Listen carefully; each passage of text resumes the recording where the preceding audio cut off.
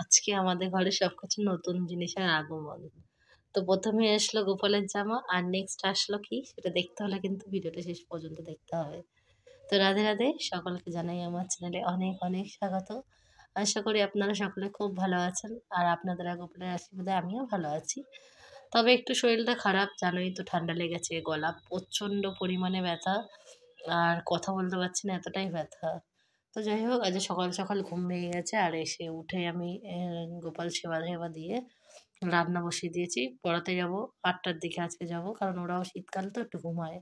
তো আমি আগে ৭টা ৭:৩০ মতো চলে যেতাম। এখন একটু ৮টার দিকে যাচ্ছি ওরা যাতে একটু ঘুমিয়ে নিক। আর এদিকে আমি সকালবেলা গোপালের টিফিনটা একেবারে রেডি করে যাচ্ছি। আলু ভাজাটা করে যাচ্ছি আর দুপুরের জন্য কাঁচকলা আলু দিয়ে রসাটাও করে যাবো। আর এসে খালি রুটিটা করবো আর অন্যটা করবো হয়ে যাবে। এই যে আটাও মেখে রেখে দিয়েছি। ওদিকে আলু ভাজাটা হচ্ছে, এদিকে আটাও মাখা হয়ে গেছে। এবার আটাটাকে ঢেকে রেখে দেবো। আর এসে করবো গরম, গরম গোপালকে সেবা দেবো। আর দেখো এদিকে কাঁচকলা আলুও বানিয়ে নিয়েছি আর কাঁচকলা আলু দিয়ে রসাটাও করে নেবো। একদম অল্প তেলে করছি তাও জানি না কেন পেটের অবস্থা ঠিক হচ্ছে না। তো ১ মাস সিদ্ধন্ন পেয়েছি সেই ঘিগুলো এখন আমার পেট থেকে বেরোচ্ছে বুঝতে পারছি। ১ কেজি ঘি খেয়ে ফেলেছিলাম ১ মাসে। তো যাই হোক সেগুলো আর কোথায় যাবে? সব জমেছিল। শীতকাল তো আগে গরম ঠান্ডায় জমে গেছিলো এবার গলে যাচ্ছে। তো পেটের অবস্থা ভীষণই খারাপ। তো ওই জন্য এখন আর সন্ধ্যাবেলা টিফিন কিচ্ছুই করছি না। আর এই যে পড়াতে চলে এসেছি আর এই দুষ্টু দেখো কত সুন্দর পড়া বলে তোমাদেরকে একটু শোনাবে। তোমরা একটু শ্রবণ করো। আর কেমন লাগে কয় করে কে কয় করে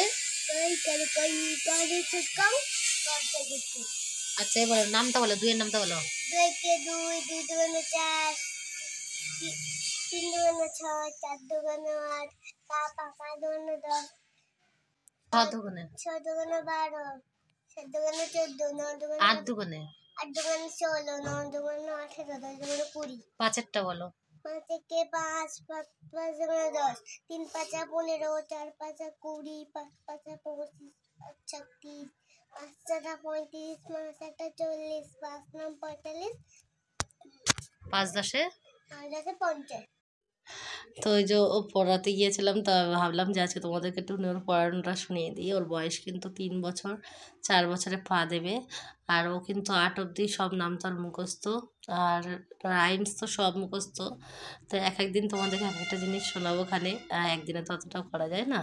আর তারপরেই পড়িয়ে আমি বাড়ি চলে এসেছি আর কাল থেকে সব বাচ্চাদের পরীক্ষা স্টার্ট হয়ে যাচ্ছে। আর শরীরের কন্ডিশন খুবই খারাপ আর কি করে পড়াশোনা করাবো বুঝতে পারছি না।